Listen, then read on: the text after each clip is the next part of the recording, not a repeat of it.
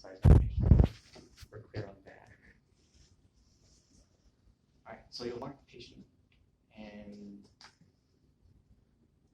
we're going to contour. Everything's listed. I know in the last ones we had some that were optional, but in this case we're going to contour everything that's listed.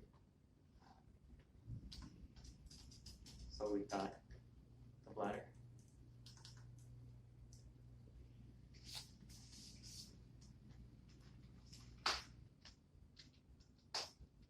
I want to say the bladder should be more or less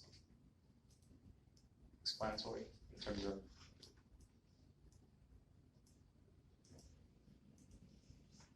being able to identify what it is. There might be contrast, and if there is, we'll contour the contrast and then we'll override the density of that. So you may or may not have it in your patient, but if you do, just be aware. I do have it listed. You do have contrast, or I do not. No, contrast is not. Right. We got bladder, we've got the rectum here in brown. And in terms of stopping, so you can see there's contrast here, right? In the rectum.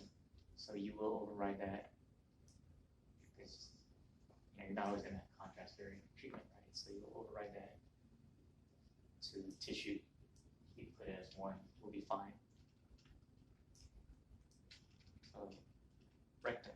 Once it starts kind of traversing, that's when you can kind of stop in terms of your rectum.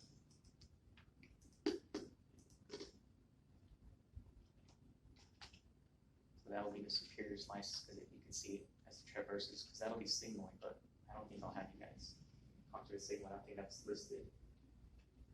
And then inferiorly for the rectum, let me turn the lines on so you guys can see it better.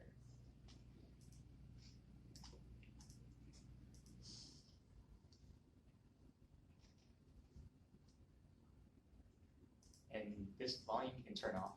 You don't have to turn this on.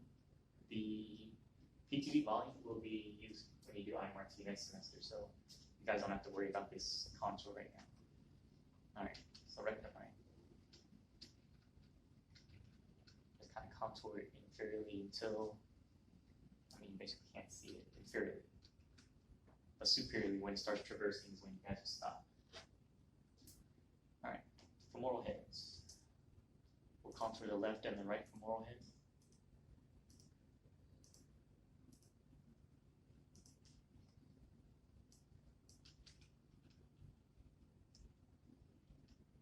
So in this superior portion, if you're unable to see, you can always change the window level to bone, just in case you're not able to see kind of where the superior portion of the bone is. And then inferiorly, we'll stop.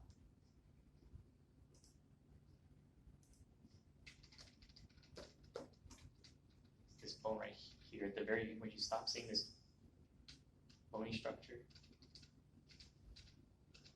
that's when you can kind of stop. So the inferior of, I believe, is the atrial tuberosities. You should be able to. You don't have to go all the way down. If you go more inferior, it's fine. I'm not going to penalize you on that. Just don't cut it off too soon. Okay. Any questions on contouring so far?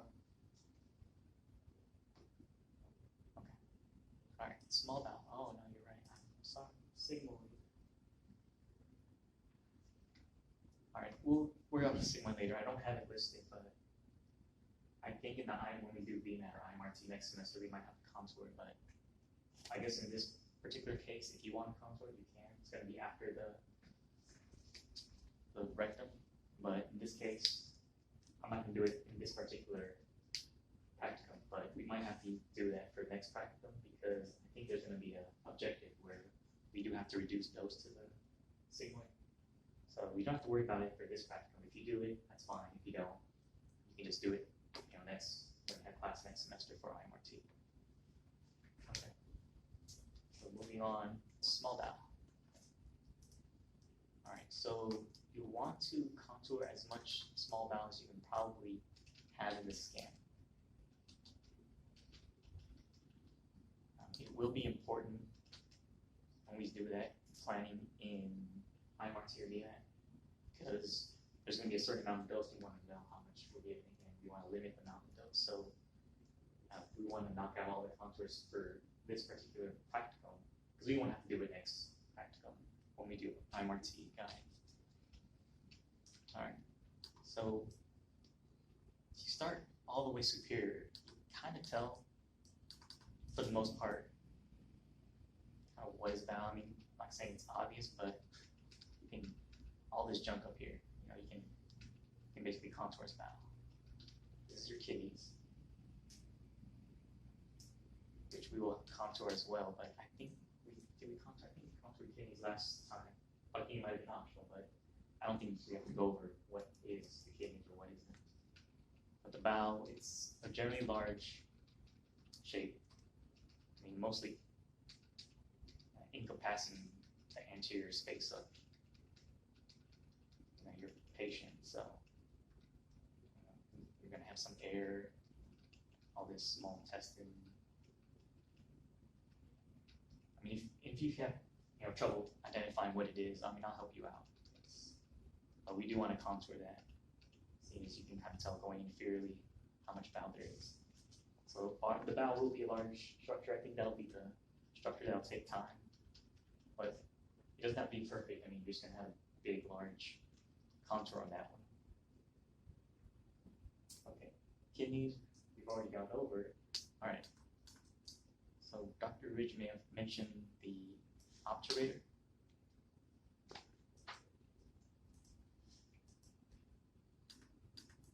All right.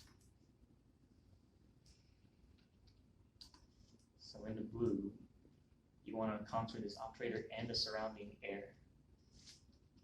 Okay. I should have written that in there. So this vaginal cylinder that you have, we'll contour that, and we'll also override the density of that. Same thing with, if there's contrast, you override the density of that. Usually, you put 1, you'll be fine. So you'll override it all the way inferiorly. Keep going down. I mean,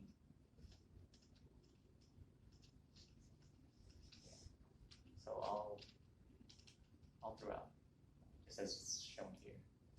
Any questions on the operator? Okay. So that is contour in terms of the structure that we'll need to contour. So now we're going to start setting up our beams. So this will be an isocentric technique, and you should be able to use the marked iso. If you're unable to, depending on where your marked iso is, if it was marked way up here for whatever reason, then go ahead and set a final iso. But for the most part, I think you guys should be okay in terms of setting your beams on marked. Okay. So, first trial. When you guys open your beams, by the way, you will have a beam that's already there. Let me turn this off.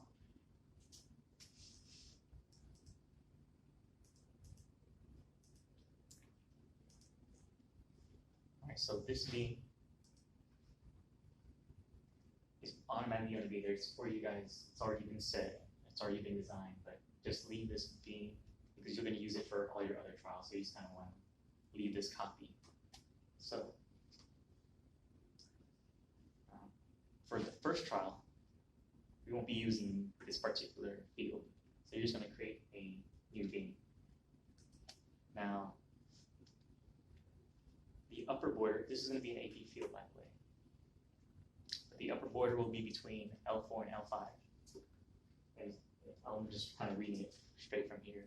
The lower border is underneath the ischial tuberosities, which you kind of see here, kind of curved.